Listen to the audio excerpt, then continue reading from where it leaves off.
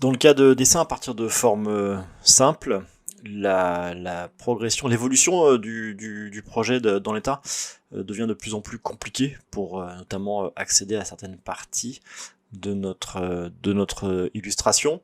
Je vais donc m'aider d'un outil qui s'appelle la palette des calques, que je vais pouvoir afficher de deux manières, soit depuis barre le menu fenêtre calque, ou bien également depuis mes tableaux regroupés.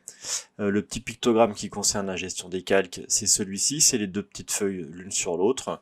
Je vais le déposer sur mon plan de travail. Je peux l'afficher un tout petit peu plus grand si besoin. Je peux aussi l'étirer, un petit conseil, si vous voulez pouvoir mieux comprendre à quoi correspondent chacun de ces pictogrammes. Il suffit de le tirer simplement sur la largeur et vous avez son appellation. Donc nous on va s'aider de notre palette de calque pour pouvoir mieux comprendre le dessin que l'on a fait, en passant également en mode tracé via l'affichage de la barre de menu. Je vais pouvoir passer en mode tracé ou pomme Y ou CTRL Y. Je vais pouvoir voir l'ensemble de mes tracés qui composent mon dessin. Et puis il y a également la gestion par les calques, où je vais pouvoir avoir accédé à l'ensemble des éléments qui regroupent mes calques. Donc c'est un seul groupe de calques par définition. Donc ce sera le groupe calque 1, où l'ensemble des éléments sont déposés dans l'ordre chronologique du premier. Donc j'avais déposé en premier ce rectangle bleu, et puis ensuite les éléments viennent s'enchaîner les uns au-dessus des autres, du premier au dernier. Je peux aussi par ce biais-là venir sélectionner ces éléments, si j'ai besoin par exemple de sélectionner une partie de mon nuage.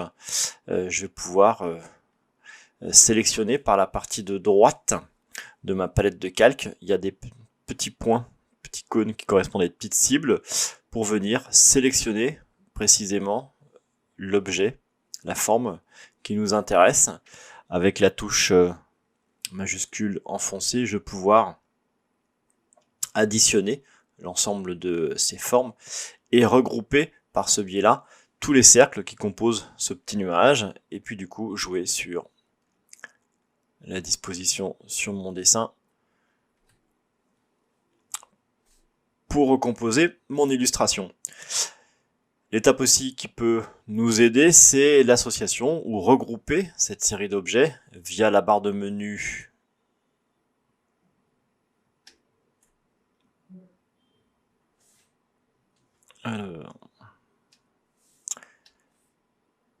via la barre de menu objet.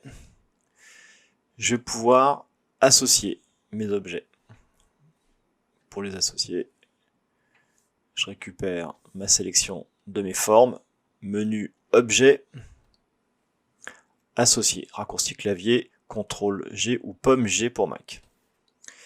Du coup là maintenant, il m'a regroupé l'ensemble de mes formes dans un groupe que je peux renommer.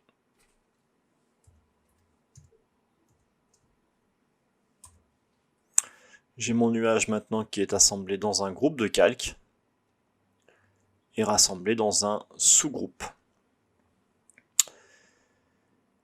Si je souhaite cocher l'aperçu sur mon plan de travail, dans la colonne de gauche, le petit œil que je vais pouvoir cocher, décocher si je souhaite faire apparaître ou pas apparaître mon illustration.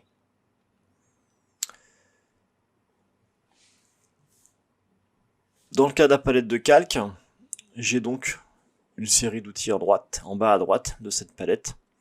Je retrouve une corbeille. Cette corbeille va me permettre de glisser un élément que je ne souhaite pas voir paraître sur mon document. Je le sélectionne depuis mon plan de travail. J'ai une forme qui ne m'intéresse pas. Ce rectangle ici est apparu tout en haut de ma liste. Je souhaite le déposer à la corbeille. Je le sélectionne soit depuis mon plan de travail, soit depuis ma palette de calque. Et je clique tout simplement sur la corbeille.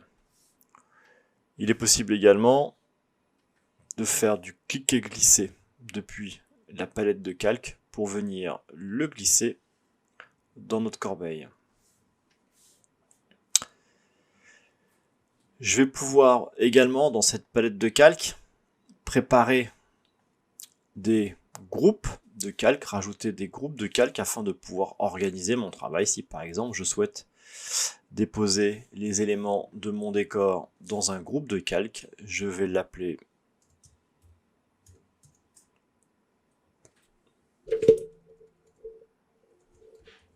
décor et je peux déplacer mon élément dans un groupe.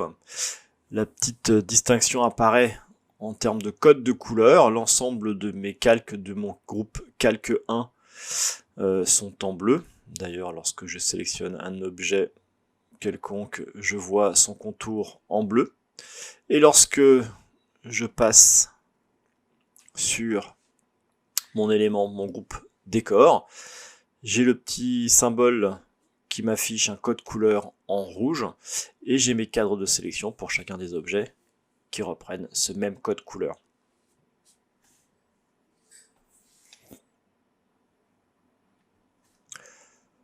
Donc je vais pouvoir regrouper des éléments sur ma mise en page, sur mon dessin, afin de pouvoir les regrouper par simple sélection, soit depuis la palette de calque, soit depuis mon plan de travail. Je souhaite regrouper les éléments de mon personnage. Je vais pouvoir utiliser mon outil de sélection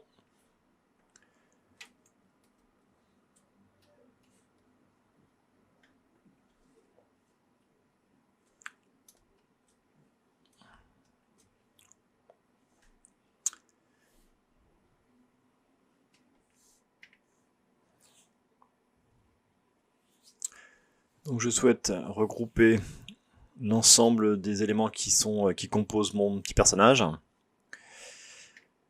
Je vais venir sélectionner